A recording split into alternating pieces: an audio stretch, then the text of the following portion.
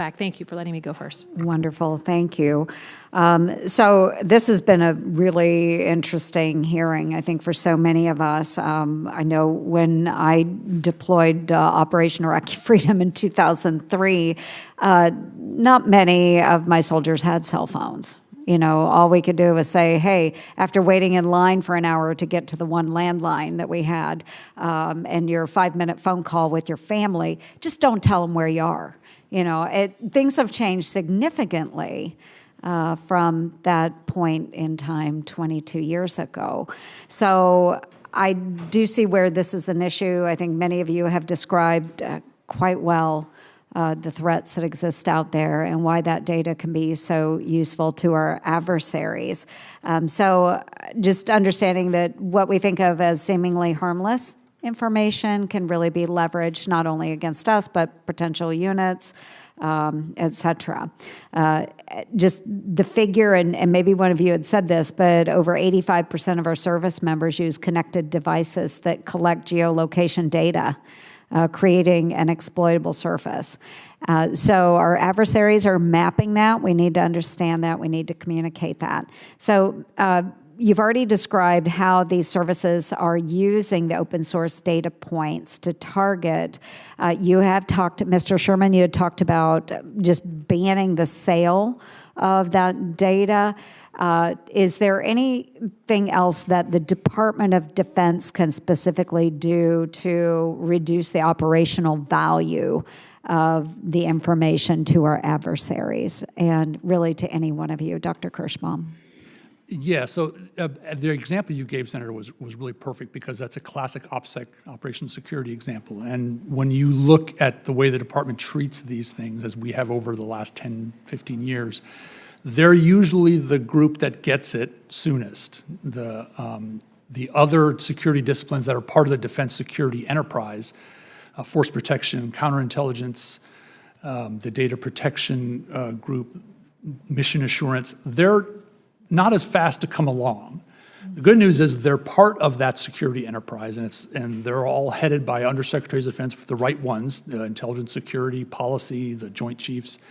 So, and they have a structure set out to really handle all this. It's kind of warms my GAO heart. They've got roles and responsibilities. They've got a harmonization of policies. All that's the right path. What is important for them to do now is to recognize that all of the things we're talking about need to be integrated into all those disciplines, and they're not now. Doesn't sound like an easy task. But yes, I do agree with you. So then how can the department better train than our service members to be aware and to recognize when their personal data may have been shared or exposing mission-sensitive information? What can they do? How can we train them? And yes, Mr. Stokes. Thanks for the question, Senator.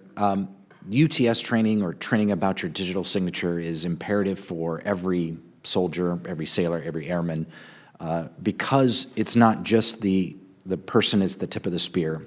If everybody is aware about their digital signature and what they can do about it, they then are affecting the much larger force. At Ridgeline, we offer ubiquitous technical surveillance training in everything from one-day chunks to several-week training. We think it is required training for the force. It used to be reserved for the special operators, and no longer is the special operator the only person that needs to care about this. Beyond just training, I highly recommend what we call a UTS survey or a digital mirror, where you have somebody collect all of that commercially available data at your unit level or your base or your squadron and look at it and tell you what you actually look like in the data.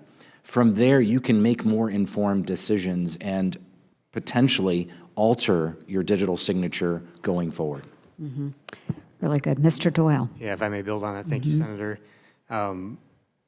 Echo what Mr. Stokes said about the importance and value of training, although I would also point out that when we train on these UTS challenges and digital signature management challenges, often what we're trying to do is change user behavior, and in particular, often but not always, the way that we use our personal cell phones. In my experience and our experience, user behavior with respect to commercial cell phones is notoriously hard to alter, and there have been some high-profile examples of this. It's not to invalidate or to minimize the importance of training or the effectiveness of training, but also I would encourage the subcommittee to consider the importance of technical solutions and policy changes that that also get at the root of the problem. I think you need a multi-pronged approach in order to be successful.